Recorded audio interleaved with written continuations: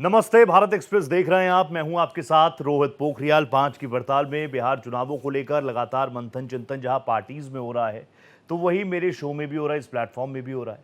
बिहार से हमारे जितने भी दर्शक हैं, पूर्वांचली जितने हमें देख रहे हैं, उन सभी को महापर्व छठ की बेहद बेहद शुभकामनाएं।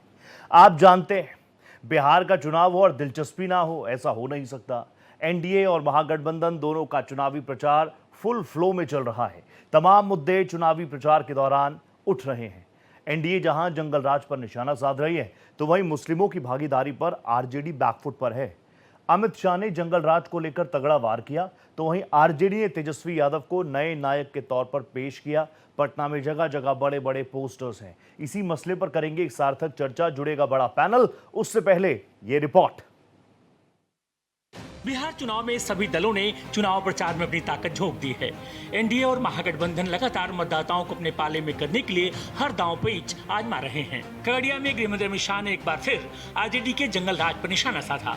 कहा, ये चुनाव तय करेगा कि बिहार में जंगल राज वापस लाना है या विकास का राज। चुनाव जो है वो निर्णय करने वाला है, फैसला करने वाला है कि फिर से जंगल राज बिहार में लाना है या विकास का राज लाना। वहीं आरजेडी ने तेजस्वी यादव को नए नायक के तौर पर पेश करते हुए पटना में पोस्टर लगाए हैं। पार्टी दफ्तर के बाहर लगे इन पोस्टरों में तेजस्वी यादव की मुस्कुराती हुई तस्वीर के साथ उन्हें बिहार का नेतृत्व करने वाले चेहरे के रूप में दिखाया गया है। पोस्टर पर लिखा है, बिहार का नायक। बिहार की जनता का विश्वास और समर्थन उनको नायक बनाए हुए है, क्योंकि उन्होंने जो 17 महीने में नौकरी दिया, बिहार के विकास को आयाम दिया, पर्यटन के क्षेत्र में जोड़ने का काम किया, आईटी सेक्टर में जोड़ने का काम किया, और बिहार की जनता का जो विश्वास तेजस्वी जी के नेतृत्व पर बना है, परिवर्तनकारी राजनीति के आयाम के तौर पर बिहार की जनता के जो पसंद बने हैं, संविदा कर्मियों को जो परमानेंट करने के बात किया गया है, उसके बाद किसी भी संविदा कर्मी से पूछिए तो यही कहेंगे कि बिहार का नायक है तेजस्वी। उधर एलजेपीआर के अध्यक्ष चिराग पासवान ने मुस्लिमों को वोट बैंक की तरह इस्तेमाल होने पर निशाना साधा। एक्स पोस्ट कर लिखा, महागठबंधन न मुस्लिम मुख्यमंत्री देने को तैयार है न उप मुख्यमंत्री। उन्होंने मुस्लिम मतदाताओं से कहा कि अगर आप बंधुआ वोट बैंक बनकर रहेंगे तो सम्मान और भागीदारी कैसे मिलेगी। वोट बैंक बना के रखना ऐसे समुदाय को। मुसलमानों की बात करेंगे, पर जब रिप्रेजेंटेशन की बात आएगी तो रिप्रेजेंटेशन देंगे नहीं। जाहिर है, बिहार का चुनाव बेहद दिलचस्प मोड़ पर है। एनडीए और महागठबंधन का एक दूसरे पर वार पलटवार जारी है। देखना होगा जनता किसके दावे वादों पर एतबार करती है। Bureau report, Bharat express. तो अब देखिए, चेहरे आ रहे हैं सामने धीरे धीरे। तमाम स्टार प्रचारक जनता के बीच जा रहे हैं, जनता को एड्रेसल कर रहे हैं, और जनता की परेशानियों को एड्रेस कौन कर रहा है, जनता के मन में क्या चल रहा है, ये भी हम लगातार भारत एक्सप्रेस पर आपको बता रहे हैं। लेकिन अलग अलग पॉइंट्स पर, अलग अलग नीतियों पर जो काम किया जा रहा है, उस पर एक सार्थक चर्चा करते हैं। मेरे साथ एक बहुत ही ज़बरदस्त पैनल जुड़ चुका है। मेरे साथ भारतीय जनता पार्टी के तेज तर्रार प्रवक्ता यासिर जिलानी साहब जुड़ चुके हैं। यासिर भाई, नमस्ते कर रहा हूं आपको। मेरे साथ आरजेडी के प्रवक्ता डॉक्टर राकेश रंजन जी जुड़े हैं। राकेश भाई, नमस्ते आपको, एक बार फिर से आपका स्वागत मेरे शो में। मेरे साथ डॉक्टर विभय कुमार झा साहब, प्रवक्ता एलजेपीआर। क्योंकि आजकल आप देखेंगे लगातार, भले ही आवाज़ खराब हो गई हो क्योंकि अलग अलग एड्रेसल कर रहे हैं चिराग पासवान, लेकिन बावजूद उसके उनका मैसेज यूथ के बीच कैसे जा रहा है, ये मैं जानने की कोशिश करूंगा। और मेरे साथ one of my favourite faces doctor Sanjay Kumar. Introduction की जरूरत है नहीं, जाने माने राजनीतिक विशेषज्ञ है। संजय सर, आपको भी मेरा नमस्ते। डिबेट की ओपनिंग यासिर भाई आपके साथ ही कर रहा हूं। सबसे पहले तो अभी आपका जन्मदिन भी था, उसकी बहुत बहुत शुभकामनाएं आपको। आप इसी तरह से हंसते रहे, मुस्कुराते रहे, इसी तरह से आपका चेहरा शाइन करता रहे, आप शाइन करते रहे, ये मेरी शुभकामनाएं आपको। लेकिन मैं आपसे जानना चाहूंगा, गृह मंत्री जी आए, प्रधानमंत्री जी आए, अभी तो पूरी रैली, इसका रैला हम देखेंगे, लेकिन वापस से वही जंगल राज जंगल राज जंगल राज। आपको नहीं लगता कि बीजेपी को तो नया एजेंडा दे देना चाहिए कि देखिए 2000 से लेके 2025 तक क्या हुआ छोड़ दीजिए, 2025 के बाद ये हमारा विजन है, इस पर वोट कीजिए। लेकिन बार बार जंगल राज जंगल राज जंगल राज, इसीलिए शायद इंडिया ब्लॉक कहता है कि मुद्दा विहीन है। रोहित भाई, सबसे पहले आप बेहद अच्छे पत्रकार के साथ साथ बेहद अच्छे इंसान भी हैं। बहुत बहुत धन्यवाद, आपने मुझे विश किया। ये मेरे लिए बड़ा सम्मान की बात है।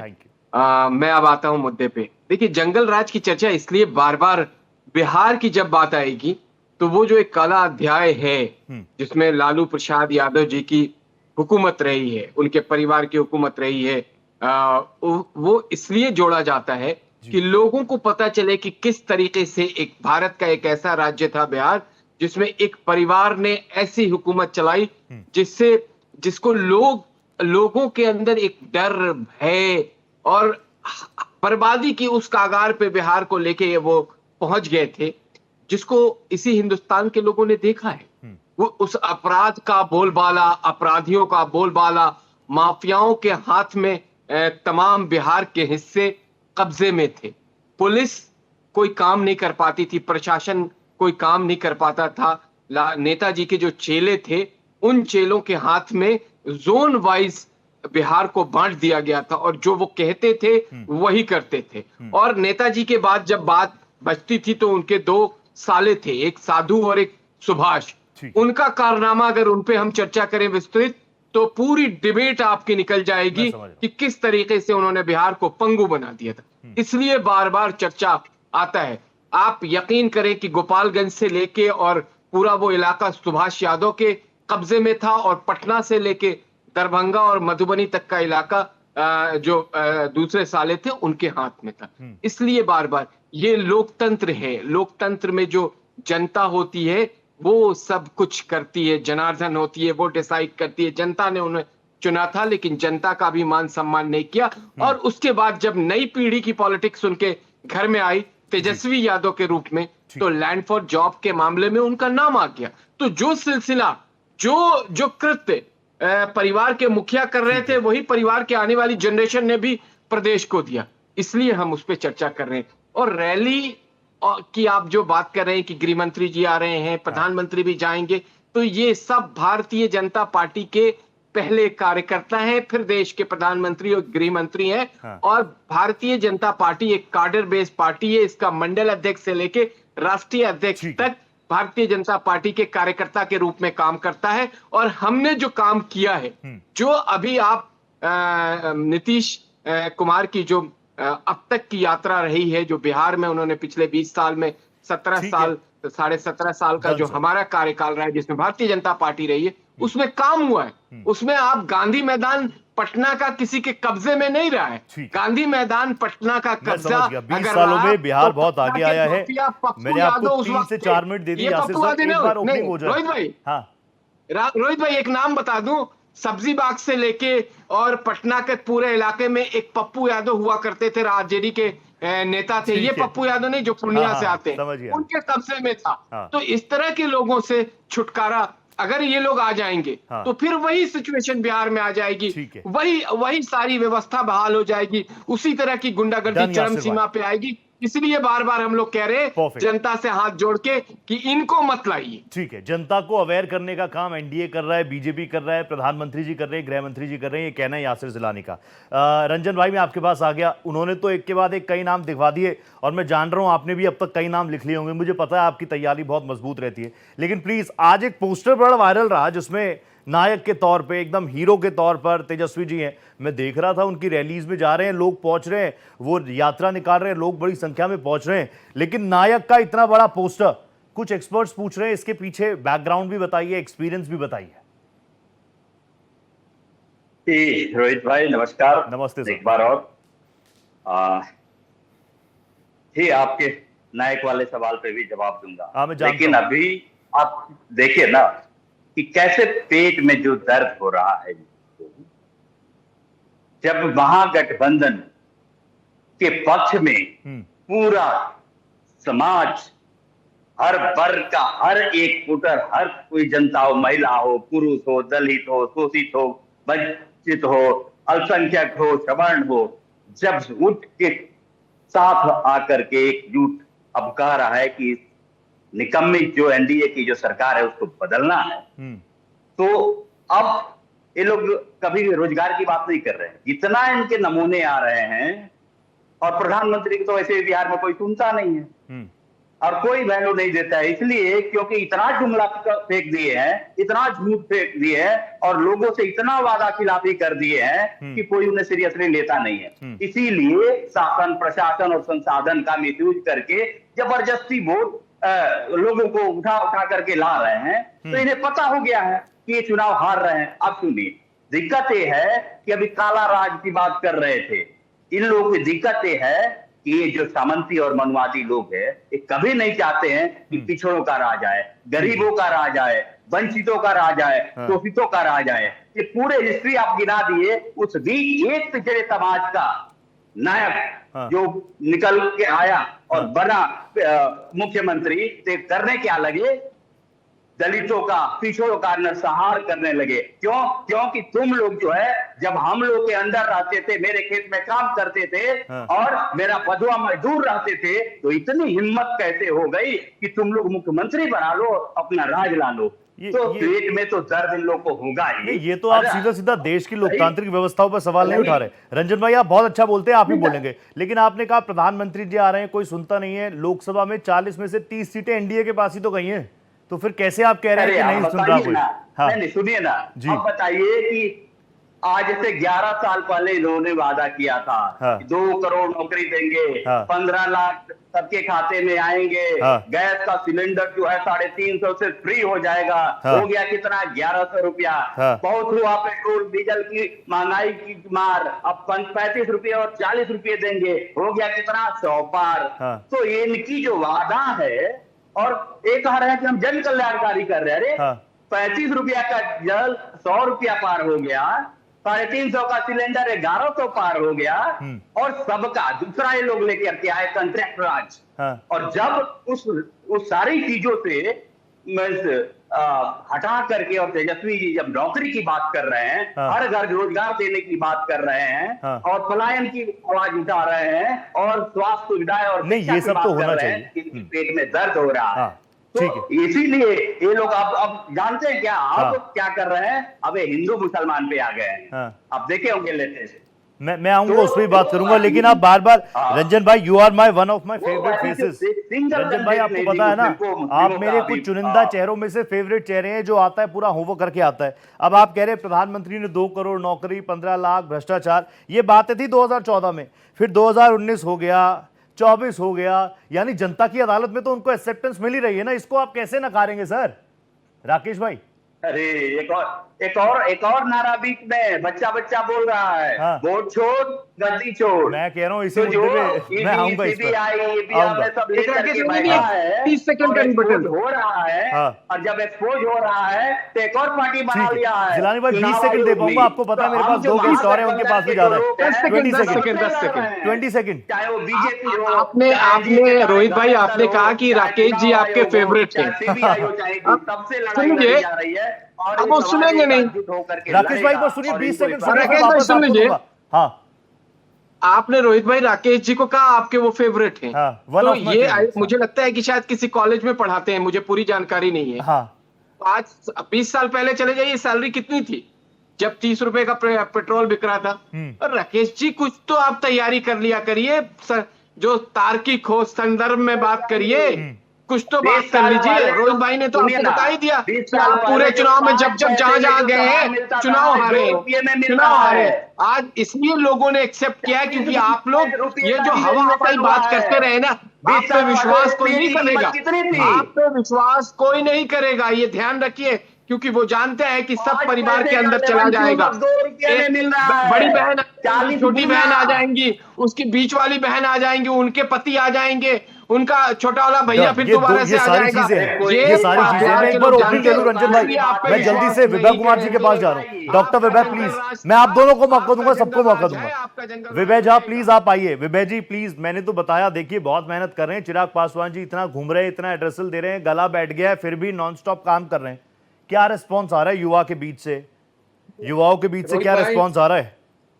रोहित भाई, मैं सबसे पहले आपको बताना चाहता हूं कि ये जो महागठबंधन वाले हैं, आरजेडी और कांग्रेस वाले जी, कि कितने भी ये लोग नाक रगड़ते रह जाए, बिहार में जो 5वां टर्म है एनडीए का, वो कोई भी जो है इनका कोई माई का लाल पैदा नहीं हुआ बिहार में जो रोक दे। मैं आपको मजबूती से बताना चाहता हूं कि ये लोग, बिहार के जो हमारे आम आवाम है, बिहार के जो लोग हैं, वो गुंडागर्दी, बदमाशी और पराकाष्ठा पर पहुंचा दिया था बिहार को। वो दोबारा से जो 15 साल जो आतंक का राज रहा है यहाँ, आरजेडी का महागठबंधन कांग्रेस पार्टी बराबर की हिस्सेदार रही है। बिहार के लोग अगर याद करते हैं तो रोंगटे खड़े हो जाते हैं, वो सिहर उठते हैं।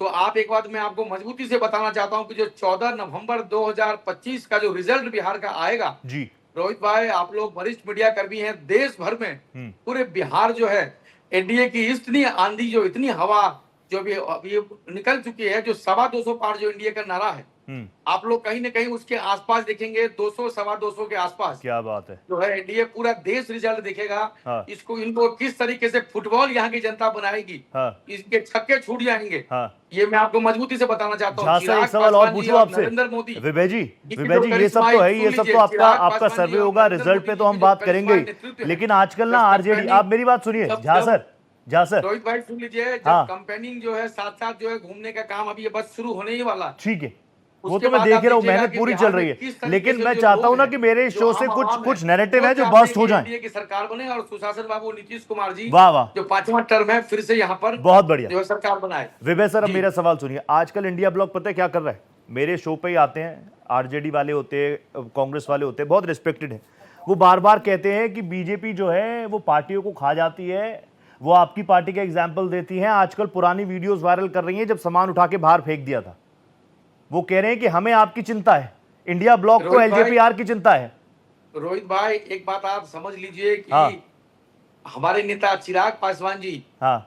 आदरणीय नरेंद्र मोदी जी के जो अगर कोई हनुमान है अगर इस देश में तो चिराग पासवान जी, ठीक है, और उनका लगातार जो एक आशीर्वाद है, लगातार आशीर्वाद जो है प्रधानमंत्री जी का हमारे नेता चिराग पासवान जी और हमारे दल पे लगातार मिलते रहा है। आपने देखा 5 लोकसभा की सीटें मिली, 5 जो है उनके आशीर्वाद से, जनता के बहुत शानदार रहा आपका, यस। अभी 29 सीटें मिली हैं, आप देखेंगे कि लगभग 100% स्ट्राइक रेट का जो है, लेकिन हमारी जो नजर है पूरे एनडीए की जो 243 पे हमारा जो इफेक्ट है, चिराग पासवान जी का इफेक्ट है, नरेंद्र मोदी जी का और नीतीश कुमार जी का, जो 5 दल है यहाँ पर, तो 225 पार का नारा है, उसमें हम लोग मजबूती से पार करेंगे। बहुत बढ़िया। और ये जो भैया बोल रहे हैं अपना आरजेडी वाले, हाँ जी, ये 14, इनको बताइए कि अपना स्क्रिप्ट तैयार कर लें, अपने नेता को लिख के दे दें कि वो 14 तारीख को जो हार जो है जो स्वीकार करेंगे। अरे उन्होंने तो नायक बना दिया तेजस्वी जी को, उनकी स्क्रिप्ट तैयार है। आ रहा हूँ झा सर आ रहा हूँ, अब मैं डॉक्टर संजय जी के पास जा रहा हूँ। डॉक्टर संजय झा सर, वापस आपको मौका दूंगा, एक ओपनिंग हो जाए बस, संजय सर रह गए बस।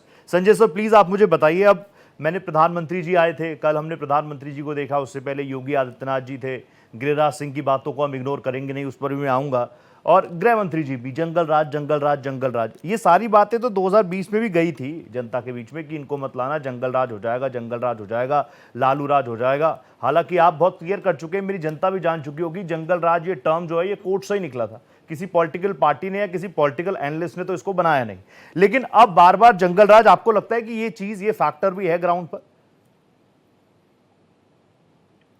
नहीं, देखिए, इतिहास में जो चीजें होती हैं उसको आप पूरी तरह से डिलीट नहीं कर सकते। ठीक है, इनको कालखंड में कारण जो रहा हो, चीजें जहां से छुटी हो, गलतियां जहां से भी हुई हो, लेकिन वो जो मैसेकर का दौर था जब नरसंहारों का बूचड़खाना बना हुआ था बिहार जी, तो उस कालखंड की चर्चा तो होती ही है ना।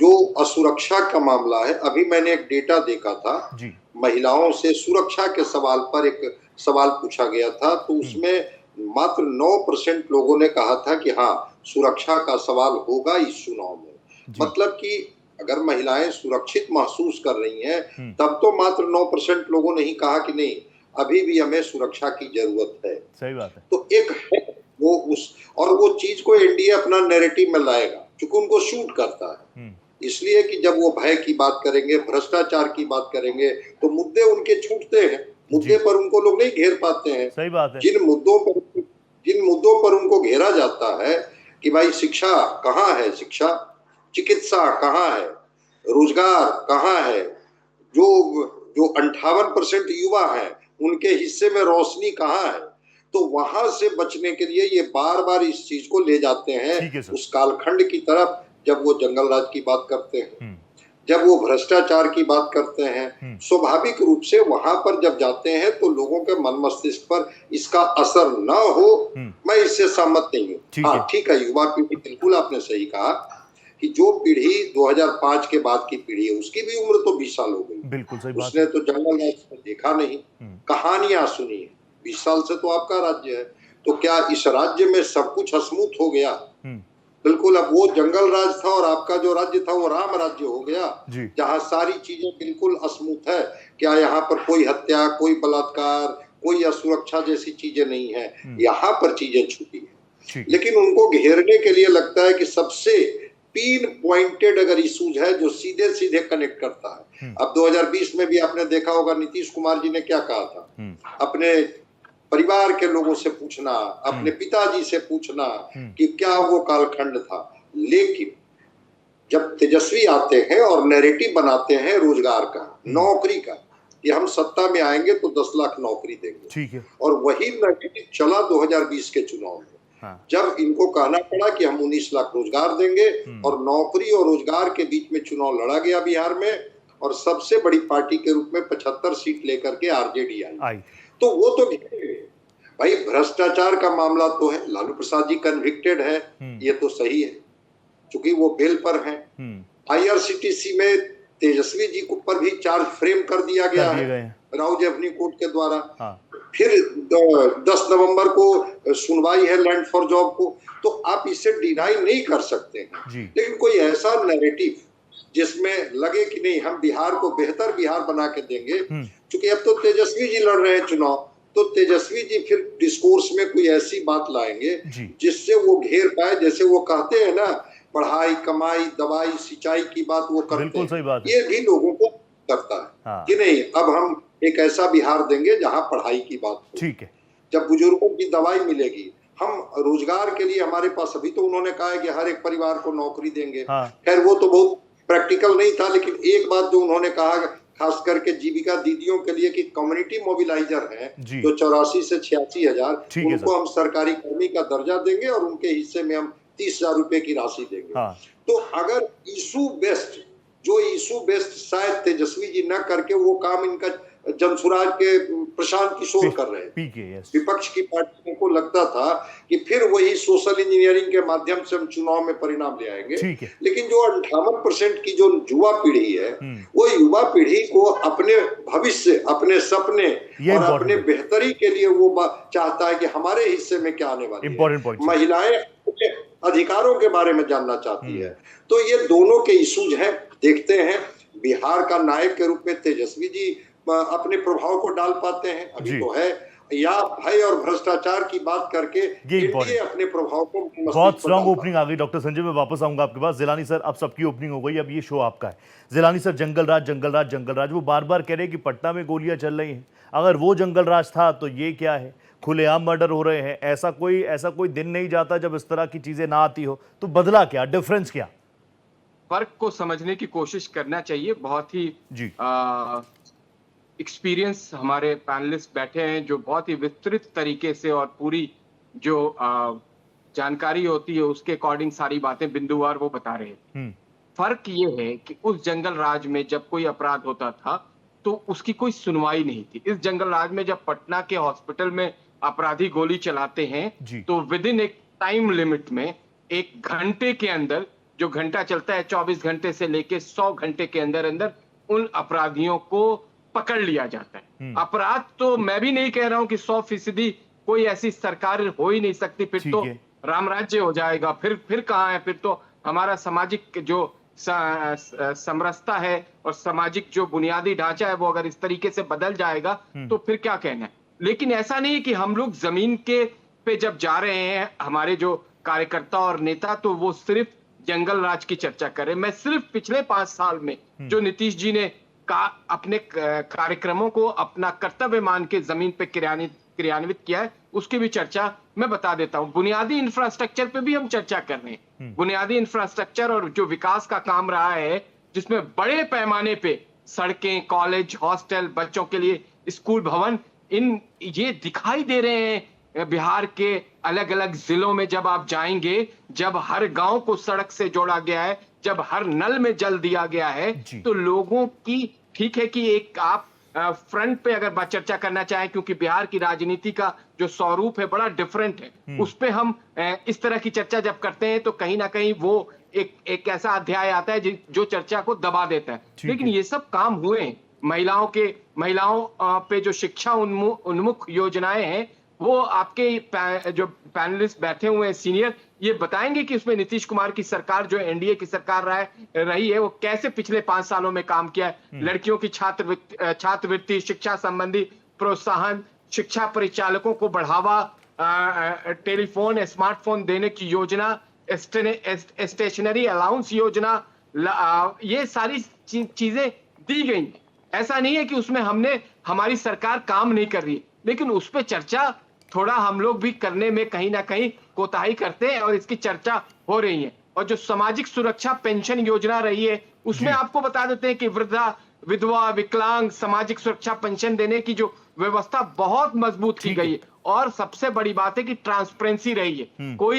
कोई बहुत इस तरह की कोई बहुत बड़ी भ्रष्टाचार का, कोई अनियमितता का या कोई बीच में बिचौलिए का कोई मामला नहीं था। हमने इस हिंदुस्तान में देखा है कि एक प्रधानमंत्री ने मजबूरी में कहा था कि मैं 1 रुपए भेजता हूं तो 85 पैसे बीच के जो 15 पैसे ब्रोकर होते हैं वो उड़ा ले जाते हैं। लेकिन अब की सरकार जो काम करती है या जो जमीन पे भेजती है, 1 रुपए भेजती है तो 1 रुपए मिलता है। तो हमारे कार्यकर्ता जब घर घर जा रहे हैं तो वो इस बात की भी चर्चा कर रहे हैं। बात होनी चाहिए जिलानी सर, मैं तो कह रहा हूँ दूध का दूध पानी का पानी होना चाहिए। जब बिहार में डबल इंजन की सरकार है, आप 5 सालों की बात कर रहे हैं। अभी मैं राकेश रंजन भाई के पास जाऊंगा, वो बोलेंगे ये तो 20 सालों से है। मैं पूरे वो तो कह रहे हैं 20 सालों से डबल इंजन की सरकार है, फिर भी पलायन बड़ी स्थिति है। 5 साल की बात कर रहा हूं मैं। आपने इंफ्रास्ट्रक्चर की बात की, उसमें आपने पुल नहीं बोले क्योंकि पुल गिरी रहे हैं। अब उसमें बीच में आप भी थे, वो भी थे।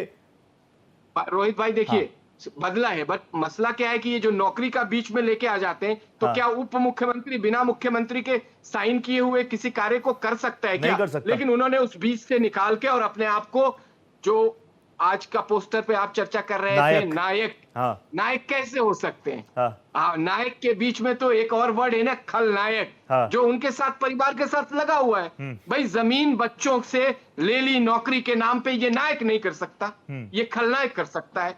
आपने पटना के फ्रेजर रोड के पीछे के हिस्से में आपकी जमीन आपने ली, ये आपके ही मीडिया के बड़े जो बड़े अपने जर्नलिस्ट हैं उन्होंने बताया ना। हम लोग तो नहीं गए वहां पे कि किसकी जमीन कैसे रेलवे में नौकरी के बहाने ली गई, जिसमें नाम आया है तेजस्वी यादव का। तो ये नायक नहीं हो सकता, खलनायक ये इस तरह की बात कर सकता है। लेकिन हम लोग थोड़े मर्यादित भाषा का प्रयोग करते हैं। आरजेडी की तरह नहीं है कि वो बिल्कुल कह रहे हैं कि प्रधानमंत्री को कोई लेता नहीं। अगर बता दिया, उसी वक्त बता दिया, सीरियस ना लें भारत के लोग, प्रधानमंत्री तो भारत में सबसे ज्यादा राज्यों में भारतीय जनता पार्टी की सरकार है, उन पे विश्वास है, वो जो बात कहते हैं। ठीक है, डन, आपकी बात आ गई। रंजन सर जल्दी आ जाइए स्क्रीन पर। राकेश रंजन प्लीज। राकेश रंजन जी प्लीज, आपको लगता नहीं है कि जो इमेज है जंगल राज जंगल राज जंगल राज, आप भी तो लोगों के बीच में जा रहे हैं, मैं तो यही चाह रहा हूँ, जो जंगल राज जंगल राज जंगल राज बार बार हो रहा है। 2020 में भी तो हुआ था,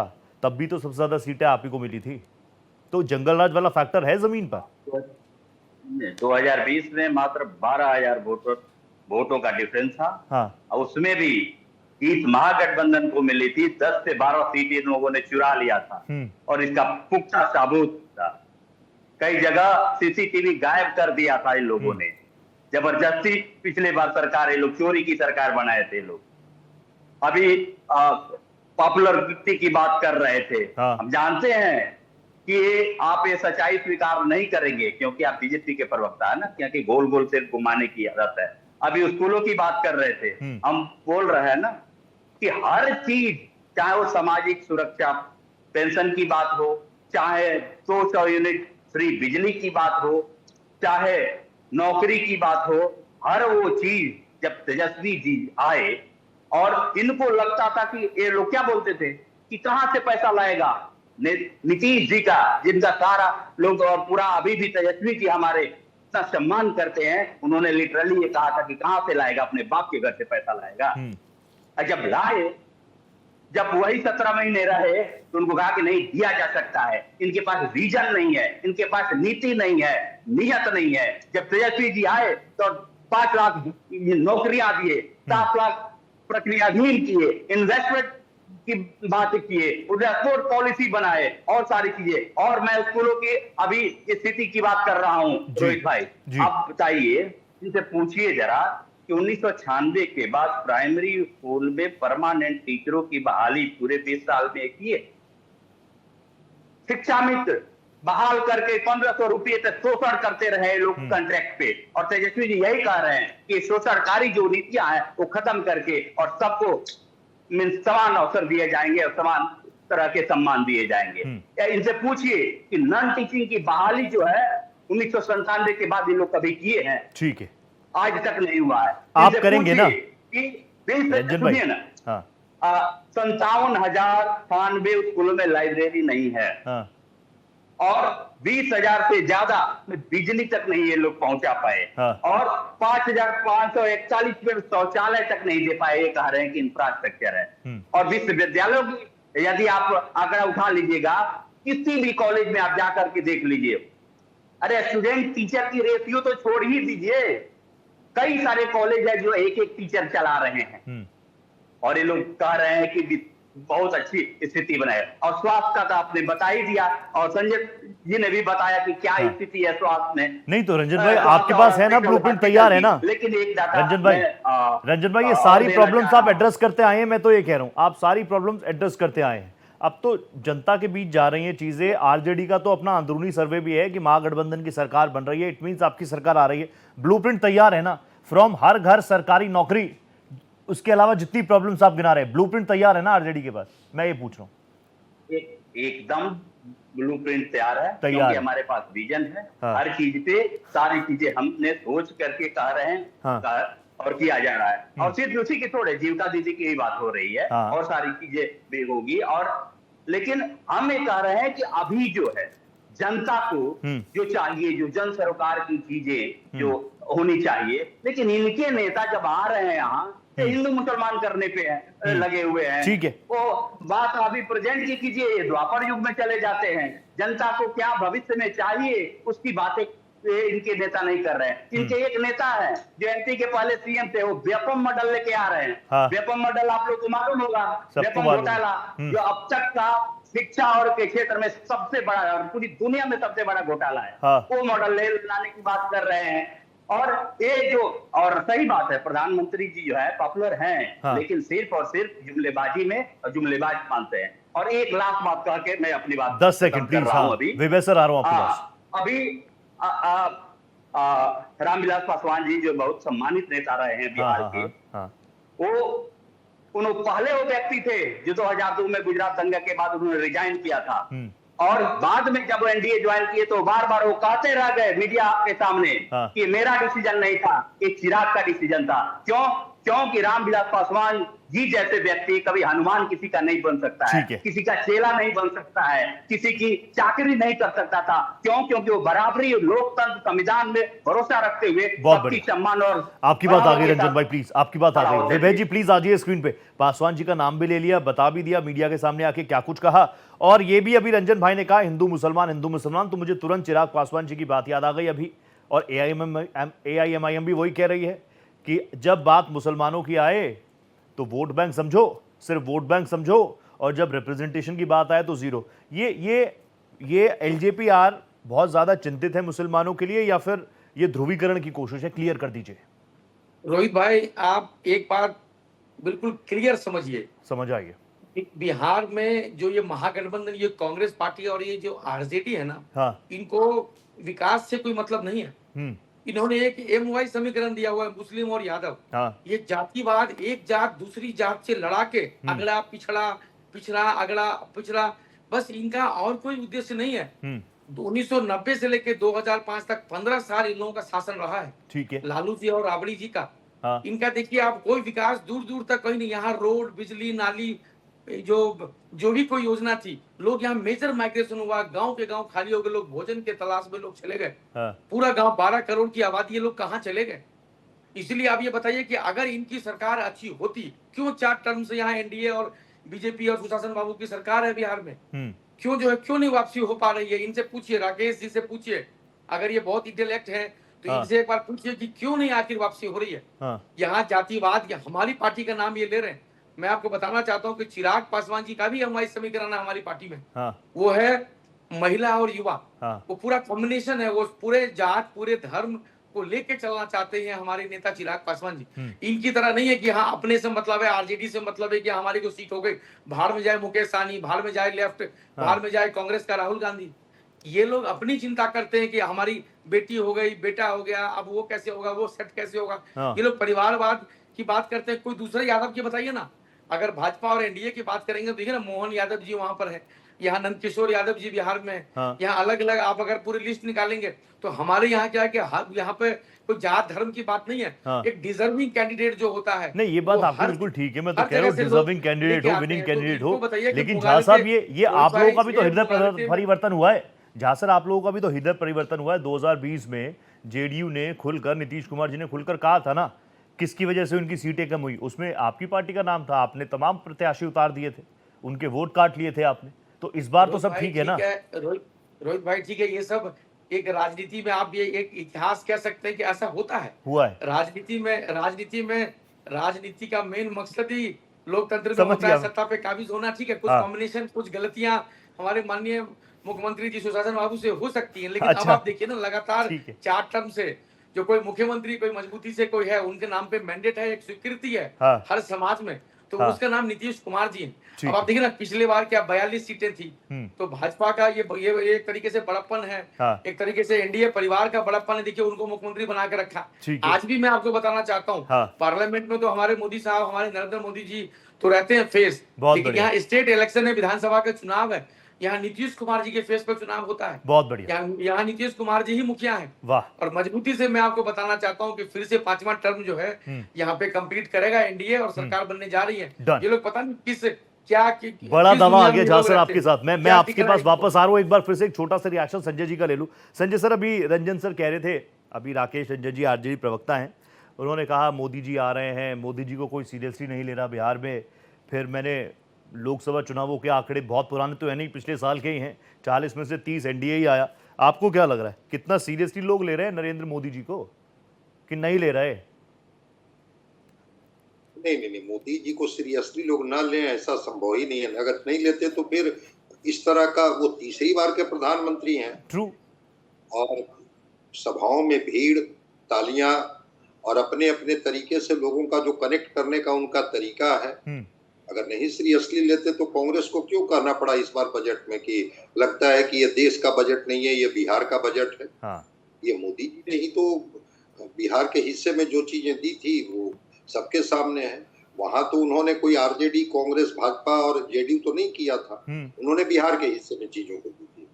और कल भी उन्होंने कहा मखाना किसानों को लेकर के, प्रोसेसिंग यूनिट को लेकर के, समस्तीपुर और बेगूसराय में उन्होंने कहा कि केमिकल पेट्रोलियम की एक नई फैक्ट्री हम देंगे बेगूसराय। क्या ये लोग नहीं सुनेंगे जब मोदी जी इस तरह की बात करेंगे? सही बात। मखाना किसानों की बात करेंगे तो लोग नहीं सुनेंगे। समस्तीपुर में वो जननायक कर्पूरी ठाकुर के उस झोपड़ी नुमा घर में जाकर के सर नवाते हैं और वहां से ऊर्जा लेकर के तब फिर मंच से लोगों को एड्रेस करते हैं। ये भाव किसको अपील नहीं करेगा? इसलिए मैं ये नहीं मानता हूं कि देश के प्रधानमंत्री हैं, और अगर वो उनका विजन है और उसके साथ विकास की चीजें क्लब है जिसमें केंद्र और राज्य दोनों की ताकत जुड़ी हुई है, उसको नहीं सीरियस कैसे लेंगे? जरा जाकर के जीविका दीदियों से तो पूछिए कि वो सीरियसली ले रही हैं कि नहीं ले रही हैं। और 1,21,00,000 वो जो महिलाओं से तो पूछिए जिनके खाते में इस दिवाली और छठ के समय में 10,000 रुपए की राशि चली गई। बिल्कुल ले रहे हैं, ऐसा नहीं है। मैं दूसरी बात कर रहा हूँ, मैं कह रहा हूँ कि अगर विपक्ष को लगता है, विपक्ष मतलब कि इंडिया गठबंधन को, कि हमें एनडीए को रिप्लेस करनी है, तो आप मुद्दे पर बात कीजिए और थोड़ा व्यवहारिक पक्ष पर बात कीजिए। बिल्कुल शिक्षा की जो बात हो रही है, मैं 100% सहमत हूँ। ये बिहार सरस्वती की धरती रही है, और यहाँ पर प्राइमरी हो, हायर हो, यूनिवर्सिटी हो, कोलैप्स है। मैं इससे सहमत हूँ। अगर दूसरे राज्यों के साथ आप तुलना करेंगे बिहार का, तो बिहार कहीं खड़े। भाई 37 यूनिवर्सिटी है बिहार में, 93 यूनिवर्सिटी है गुजरात में। 14 करोड़ आपकी आबादी है और 7 करोड़ आबादी गुजरात की है। बताइए, एक सवाल है ना, बड़ा सवाल। वहां के जो टेक्सटाइल मिल्स हैं, सूती मिल है, उसमें 55 लाख जो हैं वो बिहारी काम करते हैं। कहाँ से आ गए भाई? ये आंकड़ा कहाँ से आ रहा है? वहां के तो तेजस्वी जी ने ये जो कहा, ये बात थोड़ी मुझे भी अपीलिंग लगी कि भाई विक्ट्री आपको चाहिए बिहार में, फैक्ट्री लगाएंगे गुजरात में। तो ये बात थोड़ा विजनरी बात विपक्ष को करनी चाहिए। सही है कि हम आएंगे तो स्कूलों में बेहतर शिक्षक देंगे, क्वालिटी वाइज हम टीचिंग कराएंगे स्कूलों में, टीचर स्टूडेंट रेशियो के साथ साथ बिल्कुल मैं सहमत हूं कि गेस्ट टीचर से कॉलेजेस में काम चलाया जाता है। सही बात है। जो परमानेंट टीचर नहीं है। आप यूनिवर्सिटी में कितने टीचर बच गए हैं जो अब पढ़ाने की स्थिति में है? 4 सेंट्रल यूनिवर्सिटी के बाद भी हायर एजुकेशन क्या कहीं ना कहीं से कमजोर है, जो दूसरे राज्यों में। ये वो मुद्दे हैं जिस पर बात होनी चाहिए। क्रिस्टल क्लियर विजन इस पर आना चाहिए। विजन मिशन क्या है, इन चीजों पर आना चाहिए और मजा आ जाएगा इन चीजों पर अगर बिहार का चुनाव हो। ये बातें आपने बिल्कुल सही कही। यासिर जी प्लीज इस पर बात रख दीजिए। ये तो लालू जी ने भी ट्वीट किया था, लालू जी की तरफ से भी आया था कि विक्ट्री चाहिए बिहार में और फैक्ट्री लगेगी गुजरात में। अगर ये चीज जनता को अपील कर गई तो दिक्कत हो सकती है। नहीं देखिए आरजेडी क्या है कि बड़ी बड़ी बातें कर रही है। हम बड़ी बड़ी बात नहीं करते, हम जमीन पे चीजों को उतारने की कोशिश कर रहे हैं। हमने जो वादा किया था, जनता ने जब हम पे भरोसा किया है, हम उसको दिखा भी रहे हैं और आगे भी दिखाएंगे। बिहार का विकास सिर्फ घोषणाओं से नहीं हो सकता, ये आप समझ ले। क्रियान्वयन ही मानक मापदंड है, उसी से मापा जा सकता है जो क्रियान्वयन नीचे जमीन पे हो रहा है। आप कह रहे हैं कि हम तो हर घर में नौकरी दे देंगे। मैं जब सवाल पूछ रहा हूं कि कैसे देंगे तो आपके पास कोई जवाब नहीं है। आपके आरजेडी के प्रवक्ता और कांग्रेस तो इस बात पे ब्लूप्रिंट तैयार नहीं है, वो चर्चा करती नहीं है, उसमें वो इंक्लूड ही नहीं होती है। हम ये नहीं कह रहे बेहतर शिक्षा, बेहतर स्कूल, ये जरूरत है बिहार के लिए, लेकिन इसको आगे कौन बढ़ाएगा? वो लोग बढ़ाएंगे जिनका इतिहास ही नहीं है इस तरीके का। वो तो सारे के सारे काम को ठप कर देंगे जो काम अब तक हुआ है। इसलिए जनता बिहार की इन लोगों से डरती है और हम लोग जनता को इसीलिए तो उन्हें बार बार ये बात बता रहे हैं कि सरकार जो है वो कौन सा काम करेगी। संजय कुमार जी ने सही कहा कि शिक्षा बेहद जरूरी है, स्कूल बनने चाहिए, स्कूल पे काम होना चाहिए, लेकिन जीविका दीदी एक हमारा सबसे बड़ा जो इस वक्त का मुद्दा है, उनसे जाके पूछिए महिलाओं को जो भरोसा है, जो महिलाओं के प्रति, महिलाओं को जो सरकार के प्रति विश्वास है कि सरकार ने अपराध पे लगाम लगाने की अपनी पूरी ताकत लगाई है। वो किसी को देख के कि अगर ये अपराधी है, जाति का है हमारे, तो उसके खिलाफ किसी तरह का कोई एक्शन नहीं होगा, ऐसा ये सरकार नहीं करती और भारतीय जनता पार्टी किसी भी राज्य में ऐसा नहीं करती। और अब आइए, इनकी आदत है हिंदू मुसलमान जरूर करेंगे। राकेश रंजन जी ने भी ये बात लेके आए। भाई साहब, आपने तो पर्ची कांग्रेस के नेता के सामने पर्ची दबाव में पीछे संजय यादव वैसे तेजस्वी यादव के कान में कह के सुन लीजिए, कान में कह के अशोक गहलोत से पर्ची पढ़वाई कि उप मुख्यमंत्री कौन बनेगा। मुसलमान टकटकी लगा के आपका देख रहा है, जो वोट बैंक जो आपको वोट देता है, हमें तो वोट भी नहीं मिलता। हमारे पास तो ऐसा इतिहास नहीं है।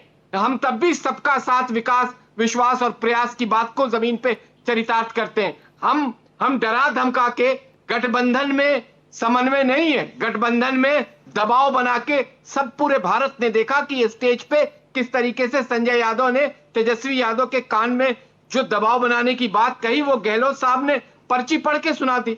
वो बेचारा जो मुसलमान आपके साथ MY समीकरण में पिछले 30 साल से लालू प्रसाद यादव को लालू प्रसाद बना दिया, लालू प्रसाद यादव के परिवार को बड़ा परिवार, एक ऐसा परिवार बना दिया कि उस परिवार से राष्ट्रीय जनता दल की राजनीति किसी और के पास जा ही नहीं सकती आने वाले समय में।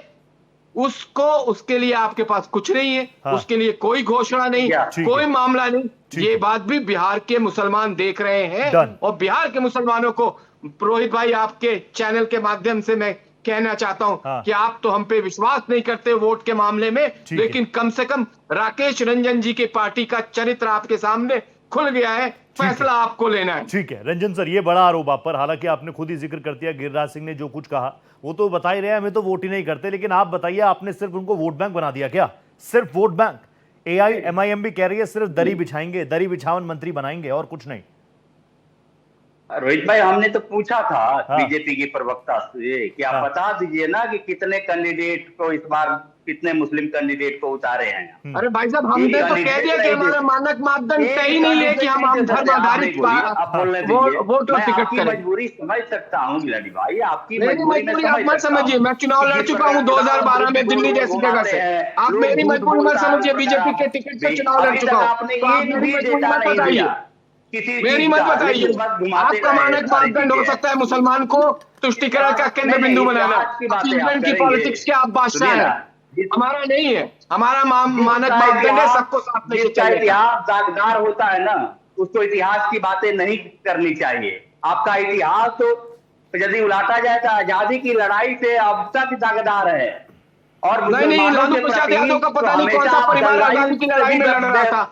बताइए, आजादी की लड़ाई में लालू प्रसाद यादव का कौन सा, उनके खानदान का कौन व्यक्ति लड़े थे, कोई एक नाम बता दीजिए। बेकार की बात मत करिएगा, इतिहास मत बैठाइए। मैंने भी छात्र दिन की राजनीति करी हुई है, तो मुझे मत ये सब समझाइए राकेश जी। मुसलमानों को पाकिस्तान भेजने की बात करते हैं, वो आप ये मत बताइए कि आजादी की लड़ाई में लालू प्रसाद यादव ने डंडा लेके, उन्होंने, उनका खुद का बयान है पार्लियामेंट के अंदर कि जब मैं पैदा हुआ था उससे 1 साल पहले अंग्रेज भाग गया था। वो भी लोगों को याद है पार्लियामेंट का। ये लालू प्रसाद यादव का बयान है, ये ध्यान रखिए। ठीक है, बोलिए रंजन जी, बोलिए। 20 साल सत्ता में, 20 साल एक युग होता है महाराज, 20 साल एक युग होता है जी। और अब कह रहे हैं कि नहीं, शिक्षा तो सुधरनी चाहिए। 20 साल से क्या कर रहे थे? झाल बजा रहे थे आपके नेता और आप। अरे आप मुसलमानों पे बात जीविका करिए दीदी की ना। बात कर रहे हैं आप। जीविका उप मुख्यमंत्री बनाएंगे कि नहीं बनाएंगे जीविका मुसलमान को? दीदी हर एक मुसलमान को मुख्यमंत्री बनाएंगे कि नहीं बनाएंगे? बिहार का मुसलमान पूछ रहे हैं आपसे। कंपनियों ने मैं उनके माध्यम से पूछ रहा हूँ। में डूबी हुई है। इतना काम किए हैं आप, लेकिन फिर भी जीविका दीदी को ये आप छोड़ दीजिए, धर्म की राजनीति, जाति की राजनीति के लिए फर्क दे रखे हैं आप, विख्यात हैं आप। आपसे बड़ा कोई धर्म की राजनीति और जात की राजनीति भारत में लाने वाले आप लोग हैं। आपको मुबारक, लेकिन मुसलमान को बनाएंगे या दरी बिछाएंगे सिर्फ मुसलमान? के लिए भूत दे सके, तो ये तो व्यवस्था आपने बना के रखा है। रसोईया जो दीदी है, उनका वेतन मालूम है आप लोग? अब इतना दबाव पड़ने के बाद विपक्ष 3300 रुपया किए हैं और 15 साल से वो कट रहे हैं। नहीं आएंगे, रसोई पे रहिए, जीविका दीदी पे झूठ बोलिए, भ्रम फैलाइए, भ्रमित करिए बिहार के लोगों को। बिहार की जनता विश्वास नहीं करने जा रही है आपके ऊपर। और मुसलमान, सीमांचल के मुसलमान, पूर्वांचल के मुसलमान आपसे पूछ रहे हैं कि क्या मुख्यमंत्री बनाएंगे आप उनको? लोगों से भरा पड़ा है आपका बीजेपी, चाहे अनुराग ठाकुर। अरे मुख्यमंत्री, उप मुख्यमंत्री बनाएंगे क्या मुसलमान को? या अब्दुल बारी सिद्दीकी ऐसे ही घूमते रहेंगे कागज पेन लेके? अभी कलम लेके घूमते रहेंगे बारी सिद्दीकी? बिहारी फर्स्ट, जब टिकट देने की बारी आई तो भांजा फर्स्ट, जीजा फर्स्ट, अरे तो ये सारी चीजें। एक और उनके पार्टनर हैं। हाँ। जब टिकट देने की बारी आई तो समधन फर्स्ट, हाँ। समधी फर्स्ट, बेटा फर्स्ट, और एक और पार्टनर जो है ना, उनके लिए पत्नी फर्स्ट। आप किस मुंह से कह रहे हैं, मुझे समझ में नहीं आ रहा है। दानापुर का टिकट बेटी को, छपरा का टिकट बेटे को, राघोपुर का टिकट बड़े बेटे को, छोटे बेटे को। पिछला चुनाव आप देख लीजिए, राबड़ी देवी को। कौन तीसरा है आदमी, बता दीजिए। आप सवाल उठा रहे हैं जीजा जी पे। किसके बेटे हैं? संतोष सुमन किसके बेटे हैं? अनुराग ठाकुर किसके अरे बेटे हैं? तो लालू प्रसाद यादव के बेटे तेजस्वी यादव हैं, किसके बेटे हैं? जनता इंजॉय कर रही है, बन के जनता बैठे इंजॉय कर रही है। जनता को भी ये सब अच्छा लग रहा होगा इस वक्त। बिहार की जनता बहुत स्मार्ट है। मैं आऊंगा आप दोनों के पास। झा सर, विवेक झा जी, विवेक जी देखिए, बार बार आरजेडी को आपकी बहुत चिंता है। मैं तो आपको बता रहा हूँ, आरजेडी आपकी बहुत चिंता कर रही है। बात करेंगे आप। मैं तो बता रहा हूँ, चिराग मॉडल क्या है बता दीजिए। बिहार फर्स्ट, बिहारी फर्स्ट के अलावा भूमिका बता दीजिए मुझे। वो तो आरोप लगा रहे हैं देखिए आप पर कि बिहार फर्स्ट, बिहारी फर्स्ट सिर्फ कैमरा और टीवी माइक पर। एक बात आप समझ लीजिए, राकेश भाई से पूछ लीजिए कि इनकी जो राजनीति है ना बिहार में, वो कहीं न कहीं मुस्लिम और यादव पे ही घूम रही है। ये इनका जो समीकरण है ना, मुस्लिम में ये क्या करेंगे, जो सबसे ज्यादा डोनेशन देगा, सबसे ज्यादा पार्टी को चंदा देगा, आप मिला लीजिएगा मेरी बात। मैं साफ बात रखता हूँ। ये उसको राज्यसभा देते हैं, लोकसभा देते हैं। और यादव में सुन लीजिए राकेश जी, सुन लीजिए आप, कड़वी सच्चाई आपकी पार्टी की। और यादव में ये क्या करेंगे, कभी मिश्रा जी को देंगे। अब यहाँ देखिए, राम कृपाल यादव जी को दानापुर से जो है भाजपा लड़ा रही है, पूरा एनडीए कैंडिडेट है। इनके जो है वो समझिए कि एक तरीके से परिवार के वो राम थे वो। और लालू जी ने देखिए उनको काट के उनके अपनी बिटिया को जो है, मीसा दीदी को जो उन्होंने टिकट दे दिया। तो ये लोग क्या है कि ये मुस्लिम यादव वाला कॉम्बिनेशन है। इनको बिहार में विकास से कोई मतलब नहीं है। जातिवाद इन्होंने जिस तरीके से इन्होंने फैला के रखा है, कास्ट कॉम्बिनेशन है। महाराज रोहित भाई आप उत्तराखंड से हैं, मुझे पता है, पोखरियाल मेरे बहुत सारे मित्र हैं जी सर, मैं आपको पटना में आपको न्योता देना चाहता हूँ, आप आइए, आ रहा हूँ, 2 दिन पटना आप आ रहा हूँ रहेंगे तो आ आप रहा भी ये देखेंगे यहाँ कितने कास्ट कॉम्बिनेशन है। आपके बगल में कोई बैठेगा ना तो आपके भी जहन में आने लगेगा कि हम दिल्ली विश्वविद्यालय के विद्यार्थी हैं, जहाँ सर इन्विटेशन ये रहता है कि भैया किस राज्य के रहने वाले हैं। पटना के आपसे मुलाकात कर रहा हूँ मैं। सुन लीजिए मेरी बात, बिहार में आप रहेंगे ना तो आपके दिमाग में आएगा भाई ये किस जात का बैठा है, ये किस जात का अगड़ा है, पिछड़ा है, क्या है, सवर्ण है, पिछड़ा है, ये मतलब यहाँ ये कॉम्बिनेशन किसने शुरू किया? ठीक है, ये लालू जी और उनके परिवार ने इनको, ये तो जनता बता देगी इसका जवाब 14 तारीख को। लेकिन मैं आ रहा हूँ Patna. Sanjay sir please conclude कर दीजिए मेरा show. Sanjay sir please conclude कर दीजिए मेरा शो। हरियाणा, जातिगत समीकरण हावी कि परिवारवाद हावी कि विकासवाद की बातें हावी या फिर जातीय समीकरण जो कि हमेशा से हावी?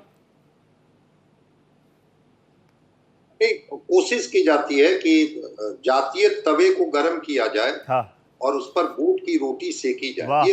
ये पार्टियां करती है, इस सच्चाई से इनकार नहीं किया जा सकता है।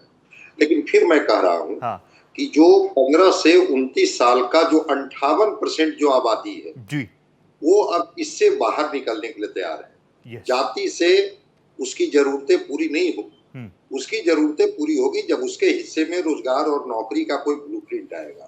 एक दूसरी बात, जो 3,64,00,000 महिला वोटर हैं बिहार में, और पिछली बार भी 2020 के चुनाव में भी 59% करीबन 60% महिलाओं ने वोट किया था, 54% पुरुषों ने, करीब 59% महिलाओं ने। वो महिला देखती है कि हमारे हिस्से में क्या आने वाली है।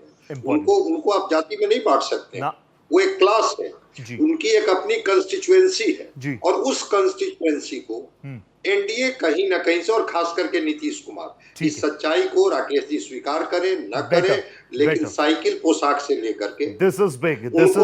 अब जनता भी, जेनजीज भी, यूथ भी चेंज के लिए तैयार है। और जो बातें संजय जी कह रहे हैं ना, मैं कह रहा हूँ संजय सर, सबसे ज्यादा कनेक्ट यूथ हो, चाहे मैच्योर्ड पुरुष हो, महिला हो, वो आपकी बातों से ज्यादा कनेक्ट कर रहे हैं, लेकिन वो भी बहुत इंटरेस्टिंगली तमाम चीजों को देख रहे हैं।